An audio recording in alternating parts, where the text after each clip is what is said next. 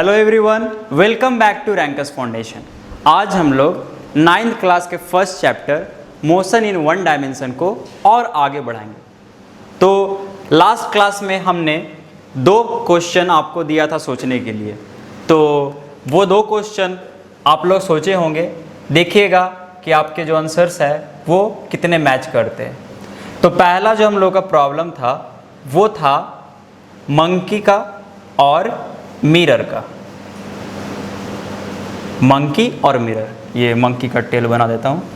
Monkey और mirror, तो पहला केस था जब हमने मंकी को ऊपर भेजा था, और दूसरा केस था जब हमने मंकी को नीचे भेजा था, और तीसरा केस था जब हम बोल रहे थे कि जब रोप को मंकी छोड़ दे तब क्या होगा।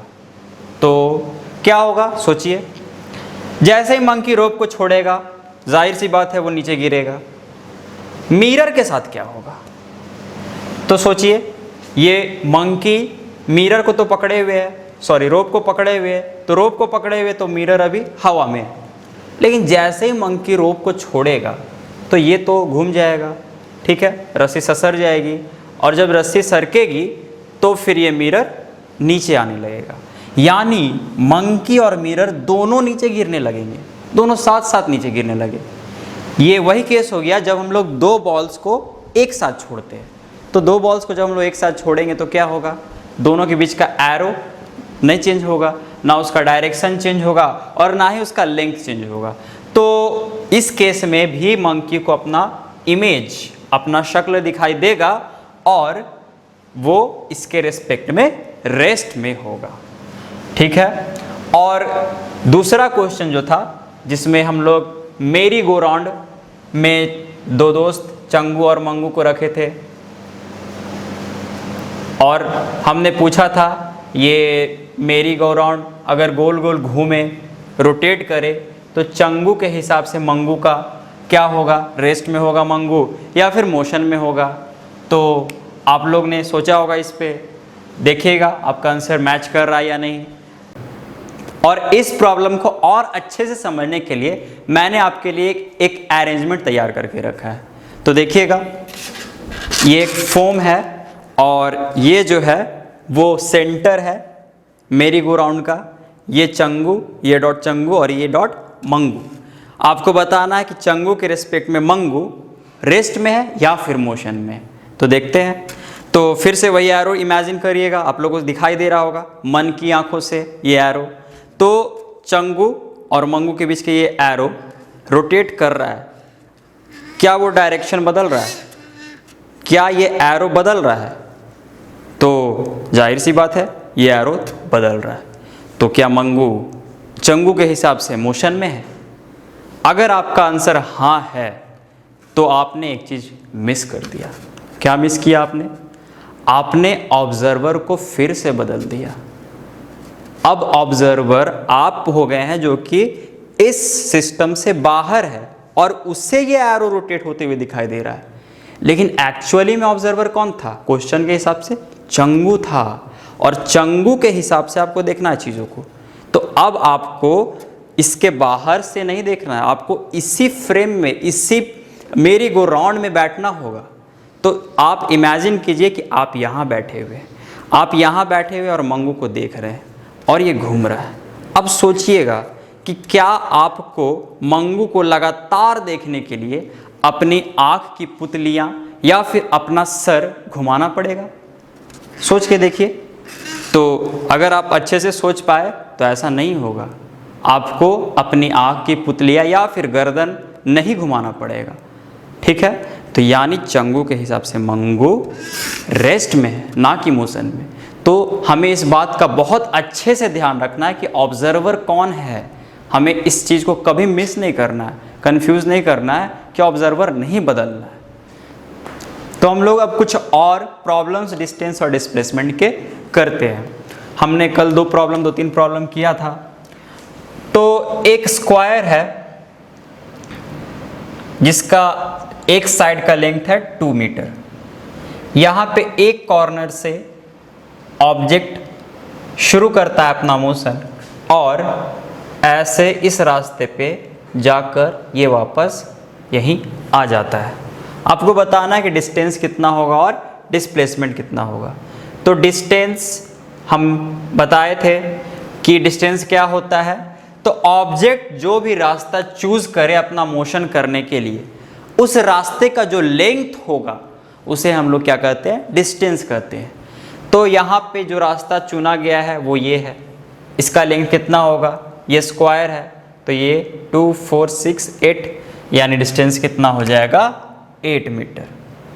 अच्छा, डिस्प्लेसमेंट कितना होगा, तो डिस्प्लेसमेंट क्या होता था, डिस्प्लेसमेंट होता था कि ऑब्जेक्ट शुरू में कहाँ है, इनिशियली कहाँ है और फाइनली कहाँ है, इन दोनों पॉइंट्स के बीच का गैप। तो इनके बीच का गैप कितना है, तो ऑब्जेक्ट जहाँ शुरू में था वहीं वापस आ गया तो कुछ गैप नहीं है। कुछ गैप नहीं मतलब कुछ नहीं को मैथ्स में हम लोग ज़ीरो कहते हैं। तो यानी डिस्प्लेसमेंट कितना हो जाएगा, 0 मीटर हो जाएगा। सिमिलरली एक और प्रॉब्लम हम लोग देखते हैं, यहाँ पे भी एक स्क्वायर है और इसका भी 2 मीटर ही लेते हैं। 2 मीटर सारे 2 मीटर हो जाएंगे। इसमें मोशन यहाँ से शुरू होता है, इस पॉइंट से। ये पॉइंट मिड पॉइंट है, इस साइड का ये मिड पॉइंट है, और इस रास्ते जाते हुए यहाँ मिड पॉइंट और यहाँ से फिर ऐसे।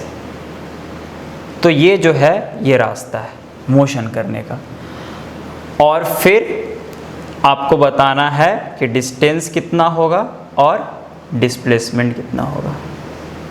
आप लोग चाहे तो वीडियो को थोड़ा पॉज करके कैलकुलेट कर सकते हैं।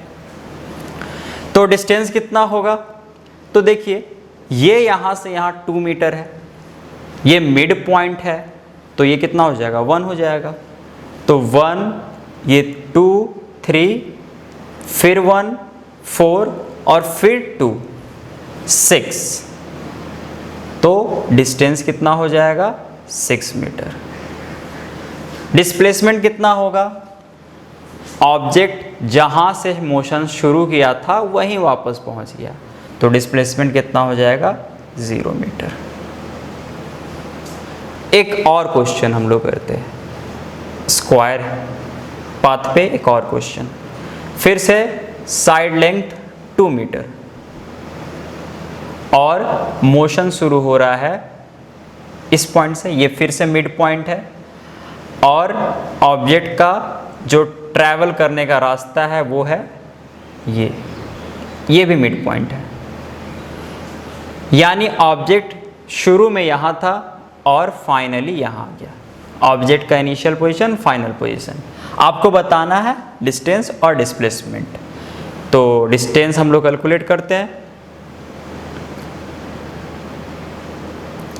डिस्टेंस कितना हो जाएगा, ये यहाँ से यहाँ मिड पॉइंट है, ये पूरा 2 है तो ये 1, फिर से ये 2 तो 2 और 1 3, और फिर से ये 1, कितना 4, यानी डिस्टेंस हो जाएगा 4 मीटर।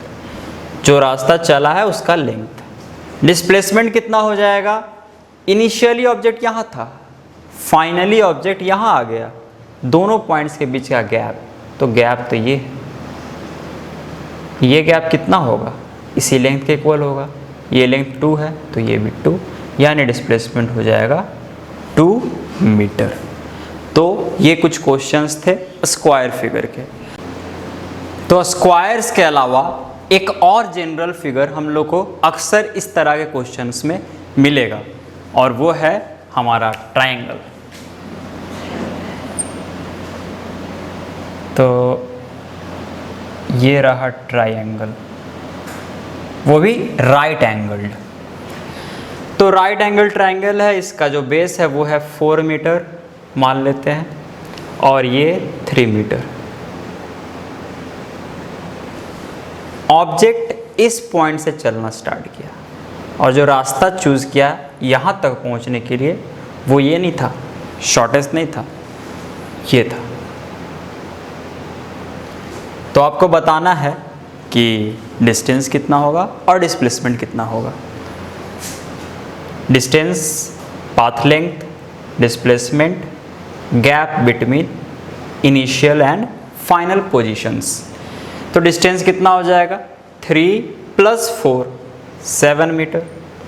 और डिस्प्लेसमेंट कितना हो जाएगा, ये वाला लेंथ तो नहीं दिया हुआ है, लेकिन आप लोग पहले पढ़ चुके हैं पाइथागोरस थ्योरम, तो थोड़ा पाइथागोरस बाबा को फिर से आप लोग याद कर लीजिए। h square equals to p square plus b square, where h is hypotenuse, p is perpendicular and b is base. तो h स्क्वायर इक्वल्स टू कितना हो जाएगा, p स्क्वायर कितना हो जाएगा, 3 का स्क्वायर प्लस 4 का स्क्वायर, तो हाइपोटेनस हो जाएगा 9 प्लस 16 का रूट यानी 25 का रूट यानी 5 मीटर। कैलकुलेट कर सकते हैं आप आराम से। तो हाइपोटेनस कितना हो जाएगा, 5 मीटर, तो डिस्प्लेसमेंट कितना हो जाएगा, 5 मीटर। तो इस तरह के क्वेश्चंस भी आ सकते हैं। एक और क्वेश्चन हम लोग देखते हैं जहाँ पे ट्रायंगल आएगा, ये कोई और कलर ले लेते हैं।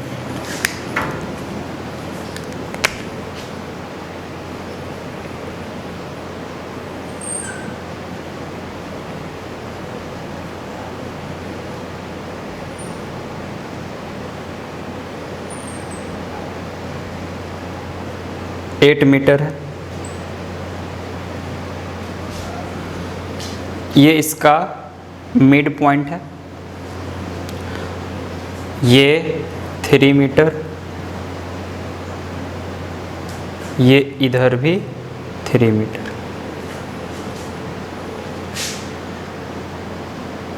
ऑब्जर्वर या ऑब्जेक्ट यहाँ से चलना शुरू किया, इस रास्ते ऐसे ऐसे और ऐसे यहाँ पहुँच गया। ये इनिशियल पोजीशन, ये फाइनल पोजीशन। आपको बताना है कि डिस्टेंस और डिस्प्लेसमेंट कितना होगा। ये मिड पॉइंट। तो डिस्टेंस हम लोग कैलकुलेट करते हैं, 3 + 8 + 3 कितना हो जाएगा, ये हो जाएगा 14। Displacement gap between initial position and final position, मतलब ये वाला लेंथ, ये लेंथ कितना होगा आपको कैलकुलेट करना है। तो आप लोग खुद से कैलकुलेट कीजिएगा। आप लोग चाहे तो अपना आंसर कमेंट बॉक्स पे डाल सकते हैं। तो इसके अलावा हमें सर्कल्स भी दिखाई दे सकते हैं। तो इस तरह के प्रॉब्लम्स जिसमें ट्रायंगल्स फिगर बनते हो, उसमें कोई ज़रूरी नहीं है कि हमेशा आपको डायरेक्टली फिगर बता दिया जाए। मतलब कभी कभी आपसे इनडायरेक्टली सवाल पूछा जा सकता है, जैसे कोई नॉर्थ डायरेक्शन में 8 मीटर गया, फिर ईस्ट गया 4 मीटर, आपको बताना है कि वो कितना डिस्टेंस कवर किया, वो कितना डिस्प्लेसमेंट कवर किया। तो इस तरह के क्वेश्चंस को बनाने के लिए हमेशा डायरेक्शंस दिमाग में रखें। नॉर्थ, साउथ, ईस्ट, वेस्ट, और जैसा इंस्ट्रक्शंस क्वेश्चन में दिया जाए उसे बस फॉलो करते जाए। जैसे कि अभी मैंने एग्जांपल लिया है कि कोई ऑब्जेक्ट 8 मीटर नॉर्थ डायरेक्शन में जा रहा है, तो 8 मीटर नॉर्थ हम लोग मान लेते हैं यहाँ तक है, ऑब्जेक्ट यहाँ से यहाँ पहुँच गया। उसके बाद फिर 4 मीटर ईस्ट डायरेक्शन में जा रहा है, तो 4 मीटर ईस्ट डायरेक्शन, ठीक है, तो 4 मीटर इस डायरेक्शन में चला गया। और आपसे पूछा जाएगा कि बताइए डिस्टेंस कितना होगा, डिस्प्लेसमेंट कितना होगा। तो ऑब्जेक्ट इनिशियली यहाँ था, फाइनली यहाँ पहुँच गया, तो लेकिन गया किस रास्ते से, इस रास्ते से। तो डिस्टेंस कितना हो जाएगा, 8 + 4 यानी 12। डिस्प्लेसमेंट कितना हो जाएगा, इनिशियल फाइनल के बीच का गैप यानी ये, और ये फिर से देखिए राइट एंगल ट्रायंगल बना हुआ है, यहाँ पे ये 90 डिग्री है। हाइपोटेनस पता करना है, परपेंडिकुलर बेस पता है हम लोग को। आप ये पता कर सकते हैं, जो भी आंसर आएगा वो आप कमेंट बॉक्स पे डाल सकते हैं। तो इस तरह से क्वेश्चंस इनडायरेक्टली आपको राइट एंगल ट्रायंगल्स के मिलेंगे। इसके अलावा आपको कुछ और क्वेश्चंस मिलेंगे डिस्टेंस डिस्प्लेसमेंट के, जो कि डायरेक्टली हमारे टॉपिक से रिलेटेड होंगे। हमारे टॉपिक मतलब हम लोग अभी सिर्फ एक डायमेंशन में मूव नहीं कर रहे हैं। अभी तक जितने भी क्वेश्चंस हमने किए उसमें हमने पूरे प्लेन को कंसिडर किया। हम कभी सर्कल में घूमे, कभी स्क्वायर में घूमे, और अभी अभी ट्रायंगल में भी घूम लिए। तो ये सब तो प्लेन फिगर्स है, और ये प्लेन फिगर्स है तो ये जाहिर सा बात है कि ये वन डायमेंशन तो नहीं है। तो जब ये वन डायमेंशन नहीं है और हम लोग चैप्टर पढ़ रहे हैं मोशन इन वन डायमेंशन, यानी हम लोग अब अपने ओरिजिनल टॉपिक पे वापस आएंगे। तो ओरिजिनल टॉपिक में भी इस तरह के क्वेश्चंस डिस्टेंस डिस्प्लेसमेंट से आपसे पूछे जाएंगे, जो कि कुछ इस तरह से हो सकते हैं कि ये है हम लोग का वन डायमेंशन। आपको इस लाइन तक ही लिमिटेड रहना है, इस लाइन के अलावा आपको कहीं और नहीं जाना है। तो ये है ओरिजिन, ये कोऑर्डिनेट्स लिख लेते हैं 1 2 3 4 5, और आगे बढ़ते हैं 6 7 8, नेगेटिव साइड -1 -2 -3 -4। ठीक है। अब एक क्वेश्चन कुछ इस तरह से दिया हुआ है कि कोई ऑब्जेक्ट यहाँ 0 से चलना स्टार्ट करता है। तो 0 से चलना स्टार्ट करता है और पहुँचता है 3 तक। आपको बताना है कि डिस्टेंस कितना होगा और डिस्प्लेसमेंट कितना होगा। 0 से 3 पहुंचने का शॉर्टेस्ट रास्ता कौन है? यही है, और यही रास्ता वो चला है। यानी इस केस में डिस्टेंस और डिस्प्लेसमेंट दोनों इक्वल होंगे, दोनों 3 और 3 होंगे, क्योंकि ये गैप 3 है। तो इस केस में डिस्टेंस और डिस्प्लेसमेंट दोनों 3 मीटर। ठीक है। क्वेश्चंस कुछ इस तरह से भी हो सकते हैं। अगला क्वेश्चन ये है कि 0 से कोई चलना स्टार्ट हुआ, कोई ऑब्जेक्ट, और वो 4 तक गया, 4 से वो वापस लौटकर 2 तक आ गया। अब आपको बताना है कि डिस्टेंस और डिस्प्लेसमेंट कितने होंगे। तो डिस्टेंस, पाथ लेंथ, यहाँ से यहाँ तक का पाथ लेंथ कितना होगा? 4। ऑब्जर्वर ऑब्जेक्ट 0 से 4 तक आया और 4 से वापस 2 पे आ गया। तो यानी पहले चला वो 4 और फिर कितना चला? 2 चला। ये इस तरह से फिगर यहाँ पे बनाई। इसको कंसीडर मत कीजिएगा, क्योंकि वो बस इस लाइन पे चल रहा है। ये मैं समझाने के लिए अलग से फिगर बना रहा हूँ, ताकि यहाँ पे इंटरफेरेंस ज़्यादा ना हो, अच्छा से सब चीज़ साफ साफ दिखाई दे। तो यानी 0 से 4 और फिर 4 से 2 वापस, तो कितना हुआ? 4 + 2, यानी डिस्टेंस हो गया 6 मीटर। डिस्प्लेसमेंट कितना हुआ? तो इनिशियली कहाँ था? ऑब्जेक्ट 0 पे था, फाइनली कहाँ पहुँचा? 2 पे। तो दोनों के बीच का गैप, ये गैप कितना है? 2, यानी डिस्प्लेसमेंट हो गया 2 मीटर। और क्वेश्चंस देखते हैं। कोई ऑब्जेक्ट स्टार्ट किया चलना -2 से, वो -2 से चलते चलते आया 5 तक, और 5 पे पहुंचकर वो वापस गया 3 तक, और 3 से फिर वो आगे गया कहाँ तक? 6 तक। आपको बताना डिस्टेंस और डिस्प्लेसमेंट। वीडियो को थोड़ी देर पॉज करके आप लोग सॉल्व कर सकते हैं।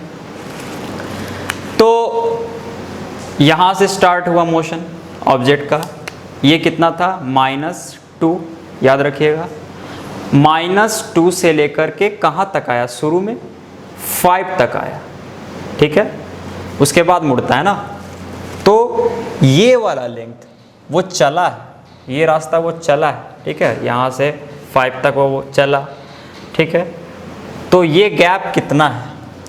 ये डिस्टेंस कितना? ये तो डिस्टेंस होगा क्योंकि ये रास्ता चला गया है। तो ये डिस्टेंस कितना होगा? तो -2 गैप यहाँ तक, या फिर कहे 2 गैप यहाँ तक, और यहाँ से यहाँ तक 5, यानी ये डिस्टेंस हो जाएगा 7 मीटर। ठीक है, 5 से फिर वो वापस आता है 3 तक। तो अब कितना चला, 1 2 यूनिट और, यानी 7 मीटर प्लस 2 मीटर। फिर 3 पे आकर के वो वापस 6 तक जाता है आगे। तो यानी कितना यूनिट फिर चला, 1 2 3 यूनिट्स फिर से, यानी ये हो गया 3 मीटर। तो 7 2 9 और 3 12 मीटर, यानी डिस्टेंस हो जाएगा 12 मीटर। क्योंकि ये सारा रास्ता वो चला है तो सारे रास्ते को हम लोग को जोड़ना पड़ेगा। डिस्प्लेसमेंट कितना होगा, तो इनिशियली ऑब्जेक्ट कहाँ से स्टार्ट किया था चलना, -2 से, और फाइनली कहाँ पहुँचा, 6 पे।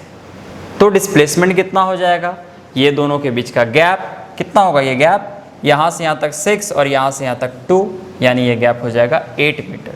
तो डिस्टेंस हो गया 12 मीटर और डिस्प्लेसमेंट हो गया 8 मीटर। ठीक है, हम लोग 2-3 प्रॉब्लम डिस्प्लेसमेंट के 1 डायमेंशन में देख चुके हैं। अब हम लोग डिस्प्लेसमेंट को एग्जैक्टली डिफाइन करते हैं। अभी तक हम लोग क्या बोल रहे थे कि डिस्प्लेसमेंट होता है ऑब्जेक्ट का इनिशियल पोजीशन और फाइनल पोजीशन के बीच का गैप। अब हम लोग इसको मैथमेटिकली डिफाइन करेंगे। तो गैप मतलब क्या, गैप मतलब डिफरेंस। मैथ्स में गैप का मतलब डिफरेंस होता है। तो डिफरेंस किसके बीच, इनिशियल पोजीशन और फाइनल पोजीशन के बीच। ठीक है, कि ऑब्जेक्ट फाइनली कहाँ है और इनिशियली कहाँ है। तो यहाँ पे डिस्प्लेसमेंट का जो फॉर्मूला हो जाएगा वो हो जाएगा final position minus initial position, final position minus initial position. तो इस चीज़ को हम लोग ध्यान में रखेंगे और 2-3 क्वेश्चंस इस पे करेंगे। तो एक ऑब्जेक्ट है जो कि 2 में था और वो राइट साइड बढ़ के 5 तक आ गया।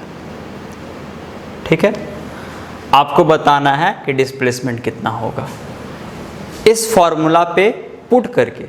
ठीक है, तो पुट करते हैं तो फाइनल पोजीशन तो 5 है, तो पहले फाइनल पोजीशन लिखते हैं। तो यहाँ पे 5, फिर यहाँ माइनस साइन, और इनिशियली ऑब्जेक्ट 2 पे था तो 2, यानी कितना गैप हो गया, 3, यानी डिस्प्लेसमेंट इस केस में कितना हो गया, 3। ठीक है, अच्छा अगर ये ऑब्जेक्ट बिल्कुल रिवर्स मोशन करता, मतलब इसके एग्जैक्टली उल्टा करता, अगर वो 5 से स्टार्ट करता और 2 पे एंड करता तो डिस्प्लेसमेंट कितना होता, चलिए कैलकुलेट करते हैं। अब फाइनल पोजीशन कितना हो जाएगा, 2 हो जाएगा। ठीक है, फाइनल पोजीशन 2, तो पहले तो फाइनल पोजीशन को लिखते हैं हम लोग, तो 2 फॉर्मूला वाला माइनस साइन और फिर इनिशियल यानी 5, तो 2 माइनस 5, तो 2 माइनस 5 कितना हो जाएगा, -3, तो -3 डिस्प्लेसमेंट। ठीक है, ये दोनों कैलकुलेशंस हमने पॉजिटिव साइड में किया है ना। यहाँ पे जितने भी कोऑर्डिनेट्स है वो क्या है, पॉजिटिव है, कोई भी एक भी नेगेटिव कोऑर्डिनेट नहीं है। अब हम लोग नेगेटिव इलाके में जाते हैं। ठीक है, तो नेगेटिव इलाके में आ गए। अब यहाँ पे इनिशियली एक केस है जो कि -6 से स्टार्ट करता है ऑब्जेक्ट चलना और -3 पे जाकर के रुक जाता है। तो इनिशियल पोजीशन कितना है, -6, फाइनल पोजीशन -3। फर्स्ट हम लोग -3 लिखेंगे क्योंकि फाइनल पोजीशन पहले लिखते हैं, फिर फॉर्मूला का माइनस साइन और फिर इनिशियल पोजीशन का वैल्यू यानी -6। तो डिस्प्लेसमेंट कितना हो जाएगा, डिस्प्लेसमेंट -3 माइनस माइनस +6 कितना हो जाएगा, 6 में से 3 जाएगा तो 3, यानी डिस्प्लेसमेंट इस केस में 3 हो गया। ठीक है, अब यहाँ पे भी हम लोग इस चीज़ को रिवर्स करते हैं, ऑब्जेक्ट -3 से चलना शुरू करे और -6 पे आके रुक जाए। ठीक है, फिर से फॉर्मूला पुट करेंगे तो क्या हो जाएगा, ये दोनों बदल जाएगा, फर्स्ट में -6 आ जाएगा। ठीक है, क्योंकि फाइनल पोजीशन -6 है और इनिशियल पोजीशन -3 है, तो कैलकुलेट कर लेते हैं। जल्दी से, डिस्प्लेसमेंट कितना हो जाएगा, फाइनल पोजीशन -6 -3 -6 -+3 और ये हो जाएगा -3। तो यानी यहाँ पे डिस्प्लेसमेंट -3 हो गया। अब देखिए यहाँ पे अभी हम लोग नेगेटिव इलाके में थे, ठीक है। नेगेटिव इलाके में जो डिस्प्लेसमेंट्स हुए वो पॉजिटिव भी हो गए, एक केस पॉजिटिव हुआ और एक केस नेगेटिव हुआ, ठीक है। और पॉजिटिव इलाके में भी दोनों केस थे, एक केस पॉजिटिव और एक केस नेगेटिव। यानी डिस्प्लेसमेंट का जो साइन होगा पॉजिटिव माइनस, वो इस बात पे डिपेंड ही नहीं करेगा कि वो किस इलाके में, पॉजिटिव इलाके में है या नेगेटिव इलाके में, इस पे डिपेंड ही नहीं करेगा। तो फिर इस प्लस साइन और माइनस साइन का मतलब क्या है, ये क्यों है, क्या इनका सिग्निफिकेंस है फिजिक्स में। देखिए ध्यान से देखिए, आप लोग को एक पैटर्न दिखाई देगा 3। अब जहां जहां 3 था मैं उसके आगे प्लस लगा देता हूं, +3 तो देखिए +3 एरो किधर है, राइट डायरेक्शन, ठीक है। और यहां पे +3 एरो किधर है, राइट डायरेक्शन। यहां पे एरो लेफ्ट में है ना, नेगेटिव लेफ्ट डायरेक्शन, फिर यहां नेगेटिव लेफ्ट डायरेक्शन। इसका मतलब क्या है, इसका मतलब ये कि पॉजिटिव साइन जब भी आए इस क्वेश्चन में, इस केस में, तो हमें समझ जाना है कि ऑब्जेक्ट किस डायरेक्शन की ओर डिस्प्लेस किया, तो वो ऑब्जेक्ट प्लस डायरेक्शन की ओर डिस्प्लेस किया। और अगर साइन नेगेटिव आए तो फिर object negative direction, left direction की ओर मूव किया। या फिर और शब्दों में कहे तो हम लोग ये भी कह सकते हैं कि पॉजिटिव साइन का मतलब कि डायरेक्शन जो है ऑब्जेक्ट का जाने का वो है, वो राइट साइड है, और जब नेगेटिव है तो फिर वो लेफ्ट साइड गया होगा।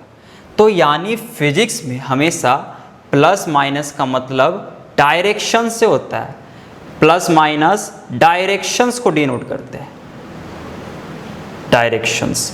फिजिक्स में वो मैथ्स में जैसे हम लोग प्लस माइनस लेते थे, ठीक है, उसका वैल्यू प्रॉफिट लॉस में कभी कभी हम लोग पुट करते थे, लेकिन फिजिक्स में प्लस माइनस साइन का मतलब सीधा सीधा कनेक्शन डायरेक्शन से होगा। तो इस बात को आप लोग हमेशा ध्यान रखें। फिजिक्स में आगे कभी भी डायरेक्शंस का बात होगा तो वो प्लस या माइनस साइन के टर्म में ही होगा। अब हम लोग सारी बातों को, डिस्टेंस और डिस्प्लेसमेंट के सारी चीज़ें हमने जो भी अभी तक पढ़ी है सबको समराइज करेंगे, दोनों के बीच के डिफरेंस को लिखेंगे, ठीक है।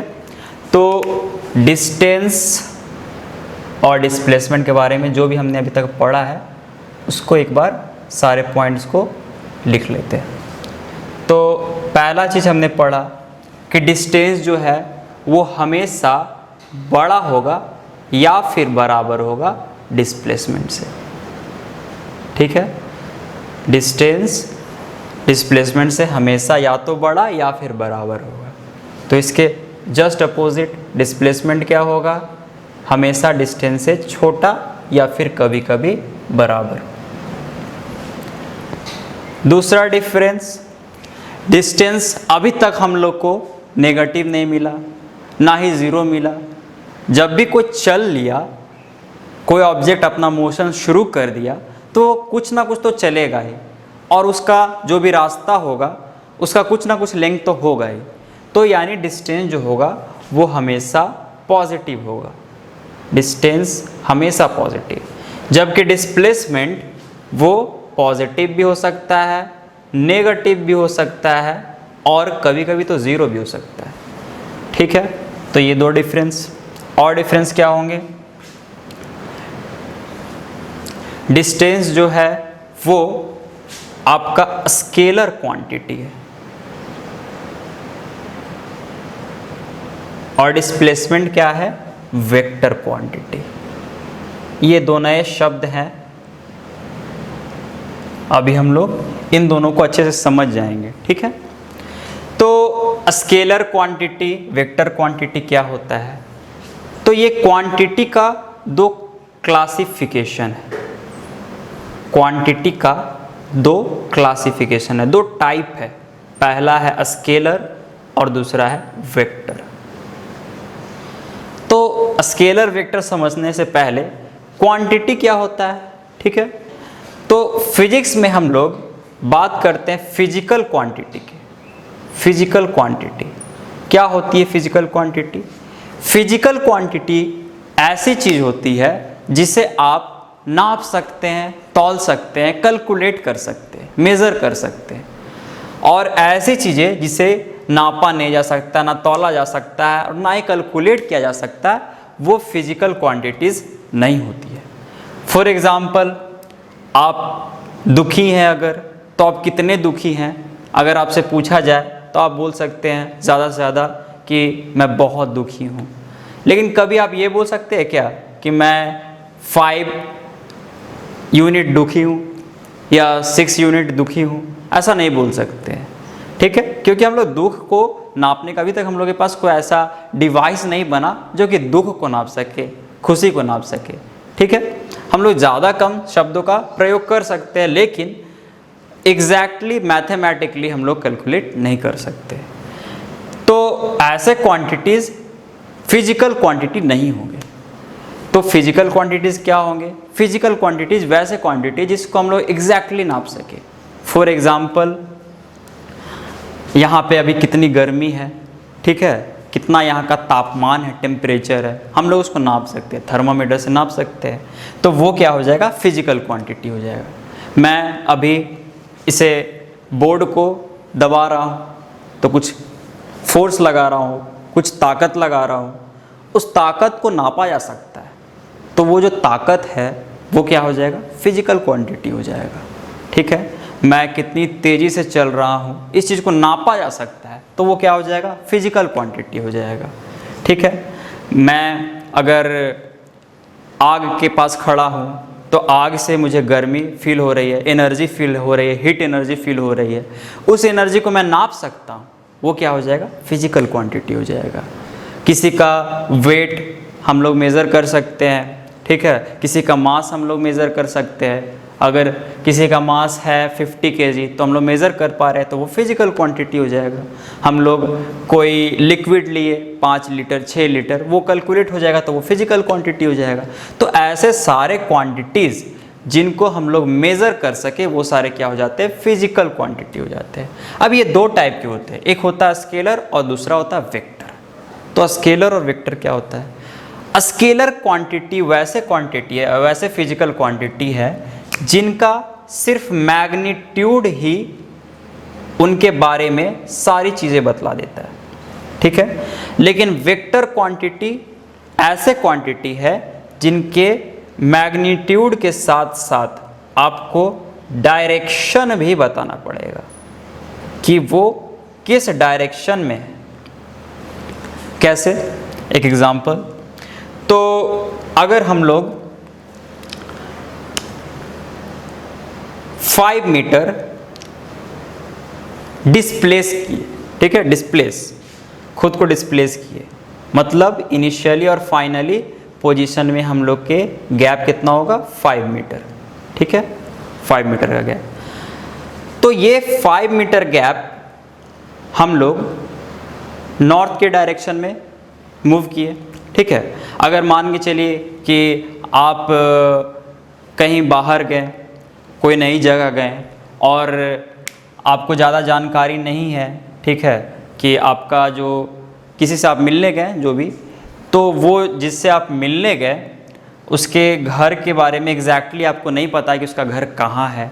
आपने उसे फ़ोन लगाया, ठीक है, और वो गूगल मैप पे आपको देखा, मान लेते हैं, ठीक है, टेक्नोलॉजी का ज़माना है, तो वो आपको ट्रेस कर लिया, अच्छा ये मेरे घर से तो 5 मीटर डिस्टेंस पे है। वो आपको बोला कि भाई तुम 5 मीटर आ जाओ, तो क्या आप उसके घर तक पहुंच जाएंगे? क्योंकि 5 मीटर किधर? 5 मीटर मैं इधर भी जा सकता हूँ, उधर भी जा सकता हूँ, पीछे भी जा सकता हूँ, किधर?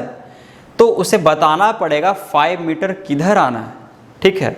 तो यहाँ पे जिस तरह से 5 मीटर, अगर वो बोले उसका घर मान लीजिए कि 5 मीटर साउथ पे है, ठीक है, जहाँ आप खड़े हैं उससे साउथ पे है, तो अगर आप नॉर्थ जाइएगा तो आप कभी उसके घर नहीं पहुँच पाइएगा। तो यहाँ पे डायरेक्शन बताना ज़रूरी है। तो यहाँ पे आपको डायरेक्शन बताना पड़ेगा कि भाई 5 मीटर साउथ डायरेक्शन में, तो आप उसके घर पहुँच जाइएगा। ठीक है, तो ये जो क्वांटिटी है जो कि डायरेक्शन के बिना अधूरा था, ये क्वांटिटी था डिस्प्लेसमेंट, और वो हो जाएगा वेक्टर। जबकि स्केलर को डायरेक्शन से कोई मतलब नहीं है। ठीक है, जैसे अगर आप बाज़ार में सब्ज़ी लेने गए, आप आलू लेने गए, 5 किलो आलू दे दो, तो कभी आप ये बोलते हैं क्या कि मुझे 5 किलो आलू ईस्ट में दो, ईस्ट डायरेक्शन वाला दो, 5 किलो आलू ऊपर का दो, ऐसा तो कुछ नहीं बोलते हैं। ठीक है, 5 किलो खुद में ही काफ़ी है, ना कि उसको कुछ डायरेक्शन ज़रूरी है। तो वो क्वांटिटीज़ हो जाएंगे स्केलर क्वांटिटी, जिसमें मैग्नीट्यूड का मतलब होता है वैल्यू ही काफ़ी हो समझने के लिए, वैल्यू। ठीक है, जबकि वेक्टर में वैल्यू के साथ साथ आपको डायरेक्शन भी बताना पड़ेगा कि वो किधर जा रहा है, तब जाके पूरी बातें समझ में आएगी। एक छोटे से क्वेश्चन के साथ अब हम लोग आज के वीडियो को ख़त्म करेंगे। ठीक है, और ये क्वेश्चन आपको खुद से सॉल्व करने हैं। एक सेमी सर्कुलर पाथ, ये दोनों सेमी सर्कल्स है और इनके रेडियस है, दोनों के रेडियस सेम है 2 मीटर, इसका भी 2, इसका भी 2। कोई ऑब्जेक्ट पॉइंट ए से चलना शुरू करता है और इस रास्ते से ऐसे आते हुए यहाँ फाइनली बी पे पहुँच जाता है। तो आपको बताना है कि डिस्टेंस कितना होगा और डिस्प्लेसमेंट कितना होगा।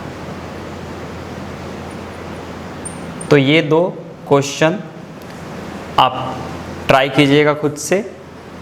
और आज के लिए इतना ही, मिलते हैं हम लोग अगले वीडियो में।